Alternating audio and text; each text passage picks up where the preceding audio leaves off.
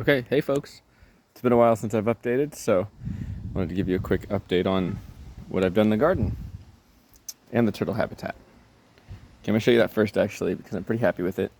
So Chubbles is my little terrapin, and this is her favorite spot right now. In the heat, this is the coolest spot behind the tomato plant here, so she's always tucked under there, so her water's close, her food dish is down there. That's where I've been hanging out with her most of the time. Every other day or so, or occasionally, I come and flip these logs over, and they've got lots of fun bugs that she likes to hunt. So you just flip one over at a time, and she'll kind of chase them down. I might do a video of that because it's pretty fun to watch. Potato plant here, and then this is just a big kind of wall to shade this area. This is a new installment, this feeding log. I planted some alfalfa, so it'll eventually be covered, probably next year. It's all that dusty looking stuff on the wet dirt there. But the log is just to be rolled over onto the alfalfa. Hopefully there are bugs under there. That's the idea. And I'll just put Chubbles there. Oh, hey Chubs. What's up?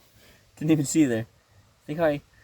Well, anyway, she'll be about right there. I'll roll the log and then she can dive in there and eat whatever she sees fit. Yeah, she's on an adventure right now because we just had the adventure over here. So she's all up and running and having a good time. She ate quite a few potato bugs and a couple earwigs, which are hard for her to catch. Alright, so this is her little tunnel right now. It's being taken over by a spider. And she has walked through the web before, but generally speaking, it's too hot over here, so I just let the spider be. He's keeping other bugs from getting in there. This is a little mint plant? I'm not sure what it is. It's definitely a nightshade. And I can't tell if you could see the web or not, but it's definitely covering the whole entrance of the cave there. Yeah, anyway, I have plans to expand it that way. Just kind of tip that over, let that be an entrance. And then she can get behind this mulberry tree and the dragon lilies over here. Just for more shade cover, more cool spaces for her to enjoy.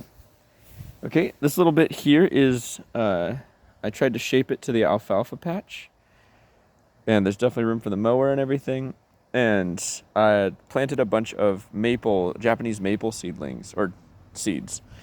And I'm keeping it nice and wet. We'll see if they end up sprouting and growing. It'd be really cool if they did. Love a Japanese maple here next to the house. Help cool things down. I just cleaned this area up a little bit. It's not much of an update. This plant got really huge. Don't know what it is still, but it's some trifoil leaf situation. I don't really know. Here's this little polyculture going. More sunflowers popping up late in the season. Very late. You'll see some of my bigger ones later. We have the mallow, we've got those super dandelions, we've got the wild lettuce, all that fluffy stuff in the back. Pretty cool. I'm going to learn about each of these plants, what they're doing, what the root shapes are, and what they provide to this little ecosystem, and then replace them with something more productive, is the plan. Okay, got another little polyculture going on over here. This one is just flax and potatoes, and then this volunteer squash in the center. This mound of dirt is a soil test that I dug. And then I was so lazy that I never filled it back up. And so the hole is just here. It's like a foot deep. And another enterprising spider, the same kind as the other one, went ahead and made his little home there. That one's not out right now. But it covers that whole entire hole, so, if you fall in there, you'll get eaten by spiders. Yeah, flax and potatoes. This one's not doing so well. The flax is fine, but it's not as abundant as I thought it was going to be. And the potatoes definitely have something to ask for. I'll harvest them anyway and make them into a little meal. Won't be a waste. I'm going to need to spruce up this mound here, and I don't know what I'm going to do with it yet, but it is a mound, and so it could be to the bottom of an old compost pile, so it's probably good for retaining a lot of moisture, and probably a good bed for plants. Right now it's being taken by grass, which is fine. There are methods for that. And then this, I'm actually going to give you a wide scope view, is the garden. And this is kind of a pride and joy right now. Our goal, me and my fiance, was to make this garden into a pollinator attractor this year. And by God, we did it.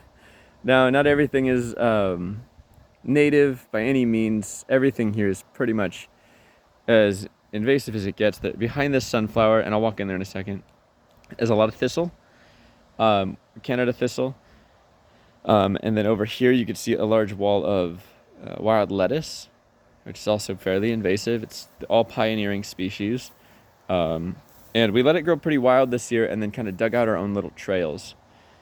You can see from here lots of colorful flowers in the foreground.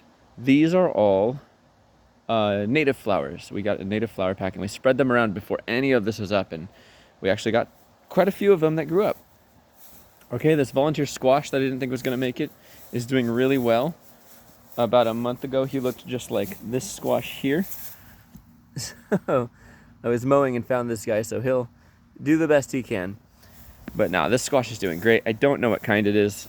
Probably butternut, just because we've grown those here before. Possibly pumpkin, we've done that too. All right, so close up on the garden. I forgot my sandals, so I'm gonna go grab those actually. But yeah, you can see how chonky these sunflowers. You might even be able to see a couple bumblebees flying around. Dozens of species of bees. I stopped trying to count them. There's dozens of species. This garden bed I haven't done anything with. Not even tossed seeds in. Just haven't done it. Probably should. It'd be easy. Maybe more alfalfa to prep the bed for another time. These chubs one more time. Oh, I also had this plan to, down in that area I showed you where it's really nice. There's that, and she'd fit through that little crevice if this brick was moved. And then I was thinking about making a pathway out of these bricks all along the porch here, because it'd be easy enough for Shayna to step over, and then into this mint patch. It doesn't look good right now, but we cut it back recently and then mulched. It'll grow all back and fluffy in like a couple weeks. And then she can have, again, another nice, moist, cool place during the summer heat in the mornings. Thought that'd be cool. Anyway, okay, I put my shoes on to come over here because, again, that wild lettuce and all the thistles very prickly, and I've been chopping and dropping most things. Okay, so here's my green ash tree. It's about 6 feet tall now. Maybe a hard time even seeing it. Boy, it's hard to get in here now with all these. Even these guys are native flowers. Sorry if you get my toes in here. And I don't want to step on them because I'm aware this guy's going to grow out and be impossible to deal with, because this is our path. It's been quite overgrown. A lot of the thistles fallen over, which is interesting. I didn't know it would do that eventually, but it did. It all fell over. So that's an interesting behavior that I noticed. This mallow is growing out great. Love that. This convalescence, the bindweed is very abundant through here. And that's might be the reason the plants are falling over. Now that I'm looking close at it, see it's all up on this thistle. Which again, that's fine. I don't care much for thistle. It's edible, but all right. So, boom, about, I don't know, 5 feet, a little over 5 feet tall. This green ash tree here, and it seems to be doing really well. It's got some rust on the lower leaves, but I don't see any major issues. It's growing straight and tall, and I keep having to pull the bindweed off of it too, so I'll do that later. How much time we're in? 8:20. Okay. I'm going to walk back out here, kind of blazing new trails. Bam, walnut tree. Right on the border of the garden there. This is our little morning glory patch. I know they're invasive, but they're beautiful, and so they're staying. Cleaned this up a little bit. Yesterday it was a lot trashier.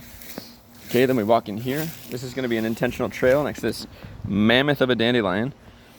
Intentional trail. I'm still waiting on a creature to come out of here or something. It's just this very sandy spot with a little hole in it, and I have no idea what it is, and I just kind of want to see what it is, so I've left it alone for the most part. This trail gets us back to the irrigation, which is leaking. Gotta do something about that. And then I cleared this sprinkler out quite a bit just yesterday. I just wanted to be able to access it and take care of it as needed. But here's the back view. Here's all that thistle I was talking about. Some wild lettuce bunched in there, some grasses. This is a huge patch of mallow. This board was actually laid down on some thick mallow just to give me access back here. And I figured there was enough of it, it's going to reproduce just fine. I'm not really hurting it, not really damaging it for the long run. And yeah, there's a whole trail in there, and deep in there, there's a maple tree and another walnut tree.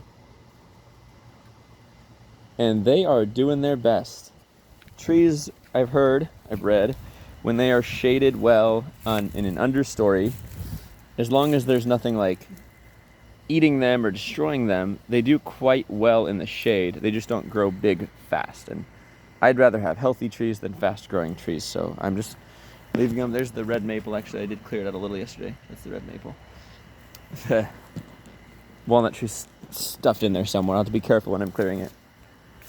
Okay, now back this way. This is another mound that I made out of an old compost pile.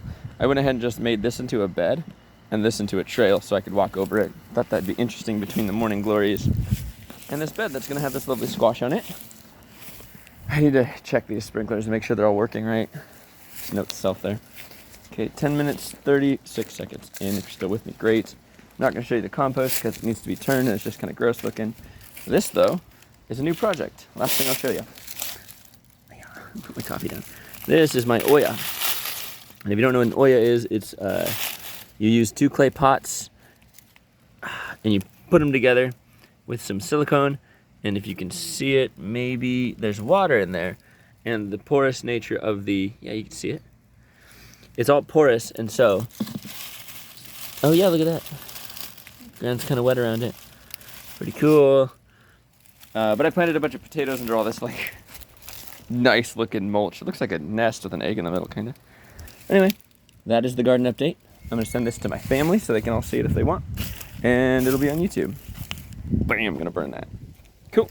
Peace.